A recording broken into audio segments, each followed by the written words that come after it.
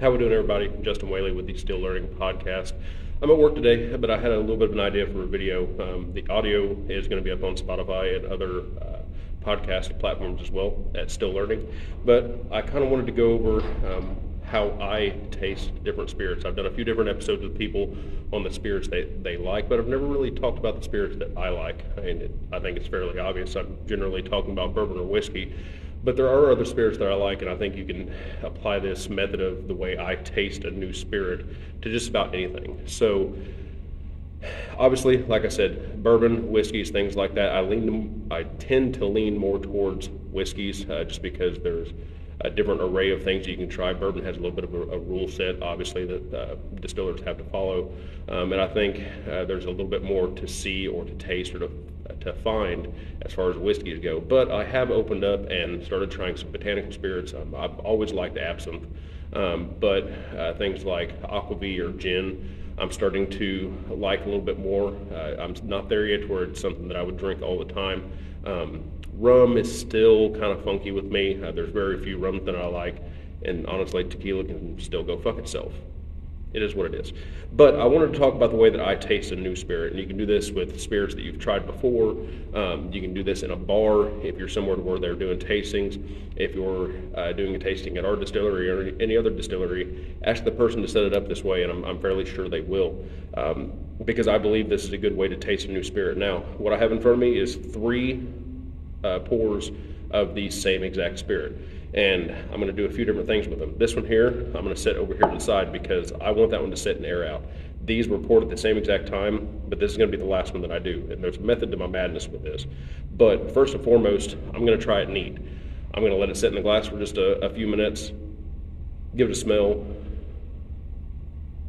see what I'm picking up there. If you feel like you're a little bit nose blind to things, you can kind of smell your arm. It kind of resets your senses. Also, if you feel like there's too much ethanol in there, blow in the glass one time.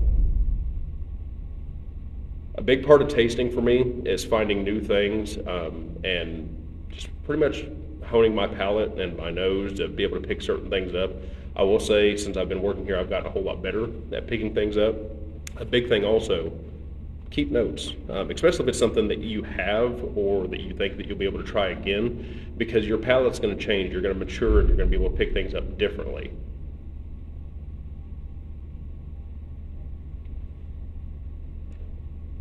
Now, I'm going to do something here that some people may give me shit for, but I don't need to drink all this. We're going to dump that out. But I'm going to set this glass over here to the side because I want that, by the time I'm done, to be aired out. And once again, there is a method to my madness with this. Now, the second taste of this, once again, same exact product, I'm going to proof it down just a little bit. And it's not going to take very much, but just a little bit of water, a couple drops. Go 3 drops of water at first. You can always add more, you can't take it away. Now, I use room temp water. I don't use any ice. I prefer not using ice because, to me, water is going to do the same exact thing without chilling it. You chill it, you sometimes deaden your taste buds a little bit. Just a little bit of water to open it up, proof it down. Importantly, make sure that you give that a good mix. If you just put water in there, it's not going to mix up, you're not going to proof it down, you're not going to open things up. I will tell you, from that glass to this, it is night and day difference. I think it brings out some things. Kills the sweetness a little bit. That's what water does, unfortunately. But you also get to pick up on more of the floral notes, some of the spices and things like that.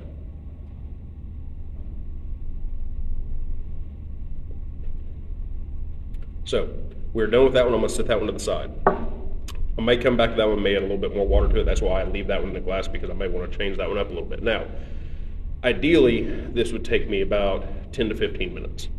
The reason I have this one, and it's the same exact thing as this, but it's been sitting in the glass opening up for a little while, is as things open up, they change. It's something that I figured out, that some spirits will change drastically very quickly. Some of them will change slowly over the course of 10 or 15 minutes. This one, I will say, I tasted this, I believe, yesterday. This is a new dump that we're working on.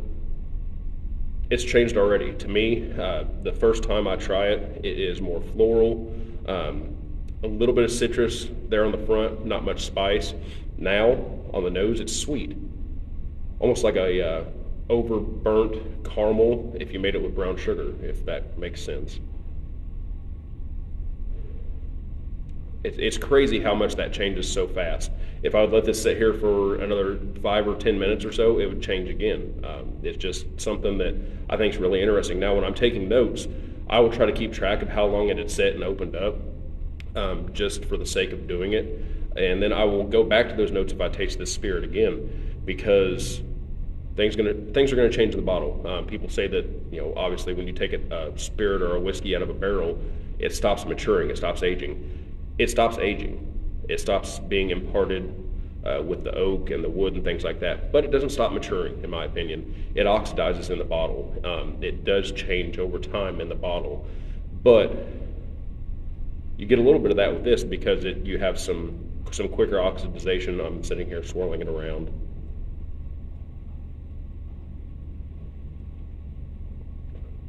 Even palate-wise, to me, it's a little bit more botanical up front. The spice hits up front as well, and it carries throughout the whole palate, but it's not overwhelming. It does have a little bit of a longer finish this way because some of that ethanol is burned off. I don't think you get as much of that ethanol pop, which kind of blinds your palate, in my opinion. And this is coming from the guy that likes high proof stuff, but if you're honestly trying to taste things and figure things out and figure out what you like and figure out what spirit this is, or just break it down in a way that you want to break it down, I think it's a really cool way to do it. Now, as for this glass, there is still a little bit more in there. Try to get as much of that out as possible. And I'll go back and I'll smell that glass. It's even better after it dries out, so I'll sit here and do this just for a second. But if you can get this to dry out, you can pick up more of the barrel, in my opinion. The sugar, the sweetness is still there, but if you can break through that, you start picking up more of the barrel because there's no alcohol left. There's a lot of the citrus and the spice notes and the herbal notes tend to kind of blow off.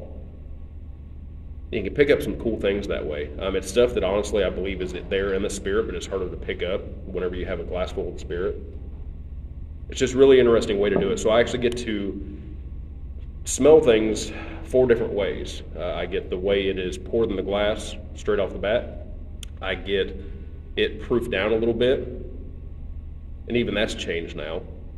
I get it after it is set in the glass for 5-10 minutes, as long as I can sit here and do this. And I get to smell it without essentially any alcohol to it. Just pretty much the essence of that spirit still in the glass. I get to taste it 3 different ways. And you can go further than that. You could start proofing this one down a little bit more if you wanted to. You could even proof this one down a little bit now that it's set there and opened up. That could be something interesting to do. Once again, make sure you incorporate that water. And that's even changed. It's wild to me how one spirit can taste so many different ways over the course of one tasting. And it's something that you can sit down and do, like I said, with a spirit that you have at home, a spirit that you're trying at a bar. Try to take notes. I think it's something really interesting to be able to look back and see how your palate's changed, or maybe even how that spirit's changed. I'm all for drinking spirits your own way, whatever way you want to do it, whether it's with ice, with water, with soda, in a mixed drink. But if you're truly trying to tear that spirit apart and see if it has any faults, see what you like about it, see what can be changed next time, or see how it's going to work in a blend, I think this is a great way to do it. Cheers, everybody.